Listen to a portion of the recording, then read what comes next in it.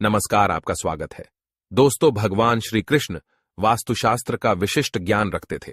उन्होंने समय समय पर धर्मराज युधिष्ठिर को वास्तुशास्त्र का ज्ञान दिया। यह ज्ञान समस्त मानव जाति के लिए अत्यंत महत्वपूर्ण और कल्याणकारी है। श्री कृष्ण ने 2 ऐसे पेड़ पौधों के बारे में बताया है जिनका भवन की सीमा में होना दुख एवं दरिद्रता लेकर आता है। ये वृक्ष घर के सामने होने से उस घर में निवास करने वाले लोगों की कभी उन्नति नहीं होती है। उन्हें हमेशा पराजय और निराशा का ही सामना करना पड़ता है।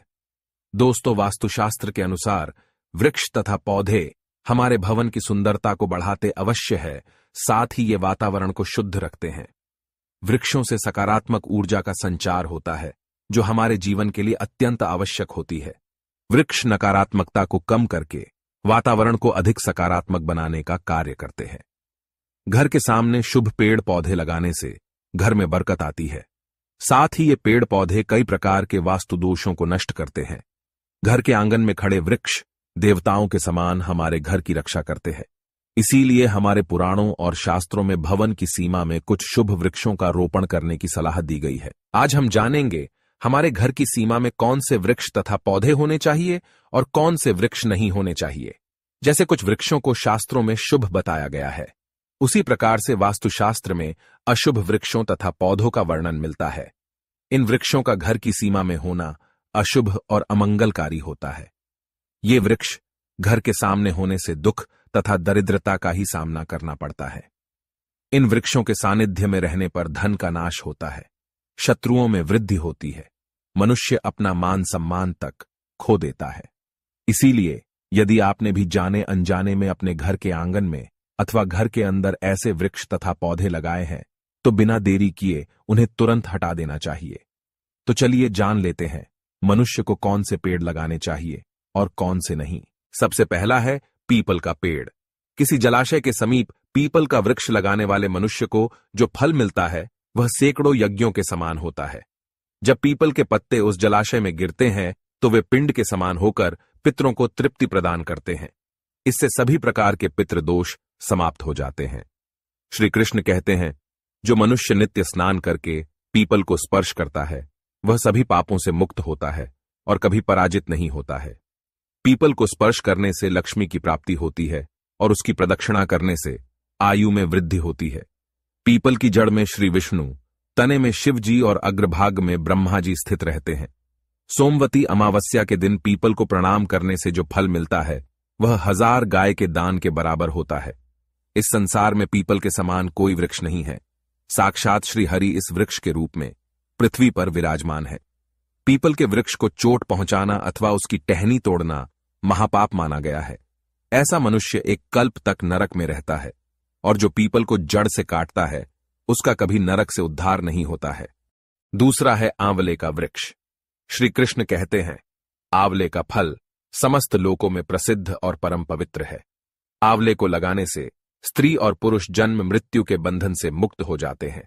यह पवित्र फल भगवान विष्णु को अत्यंत प्रसन्न करने वाला एवं शुभ माना गया है। इसको खाने से सभी पापों से मुक्ति मिलती है। आंवला खाने से आयु बढ़ती है, उसका जल पीने से रोगों का नाश होता है और आंवले को जल में मिलाकर स्नान करने से दरिद्रता दूर हो जाती है और सभी प्रकार के ऐश्वर्य प्राप्त होते हैं। जिस घर में आंवला सदा मौजूद रहता है उस घर में कभी दैत्य और राक्षस नहीं आते हैं। एकादशी के दिन अगर आंवला मिल जाए तो संसार के सभी तीर्थों से बढ़कर फल प्राप्त होता है। अपने केश में आंवला लगाने वाला फिर से मृत्यु लोक पर जन्म नहीं लेता है। जिस घर के सामने आंवले का वृक्ष होता है वहां पर साक्षात लक्ष्मी नारायण निवास करते हैं। तीसरा है अशोक का वृक्ष। दोस्तों, पद्म पुराण के अनुसार अशोक के वृक्ष में अप्सराओं का निवास होता है। यह वृक्ष शोक का नाश करने वाला तथा निराश को समाप्त करने वाला होता है।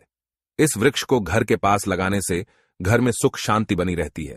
अशोक का वृक्ष शीतलता और यौवन प्रदान करने वाला होता है।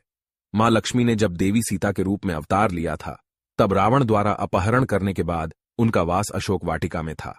अशोक के वृक्ष ने मां सीता की बहुत सेवा की थी। इसीलिए मां सीता ने अशोक वृक्ष को यह वरदान दिया था कि जिस भी स्थान पर यह वृक्ष होगा वहां पर उनका सदैव ही निवास होगा।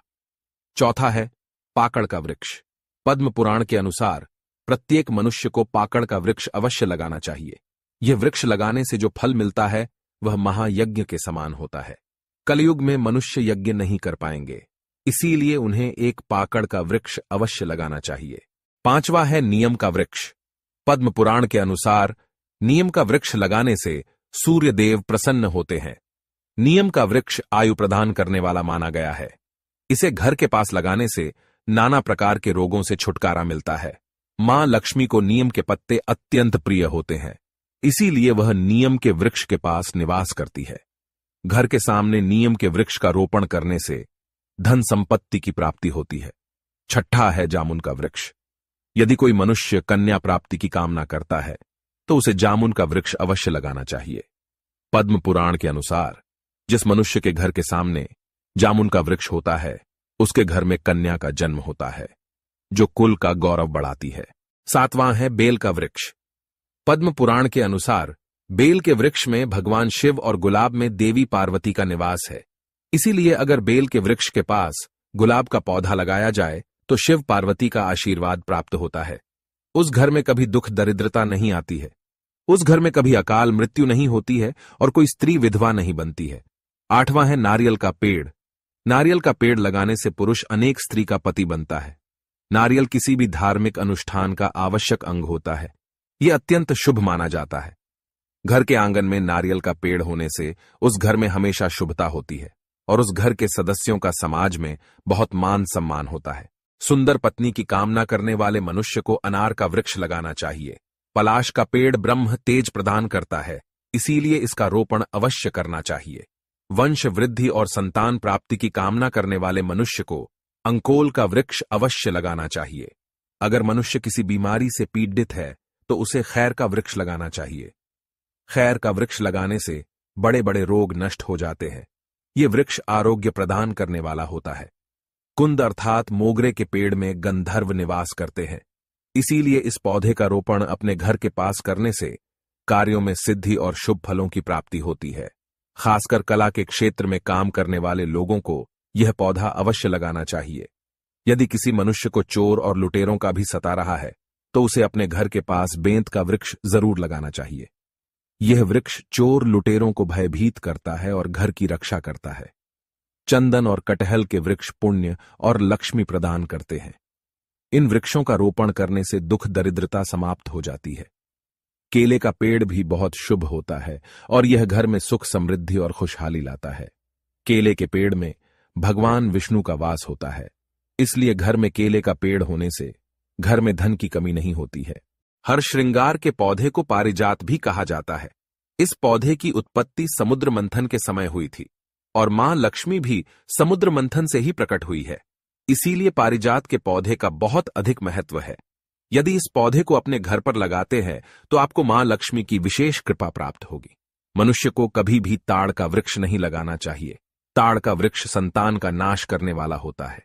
जिस घर के पास ताड़ का वृक्ष होता है उस घर के संतानों की कभी उन्नति नहीं होती है। मनुष्य को कभी भी अपने घर के पास बहेड़े का वृक्ष नहीं लगाना चाहिए। इस वृक्ष पर प्रेतों का वास होता है।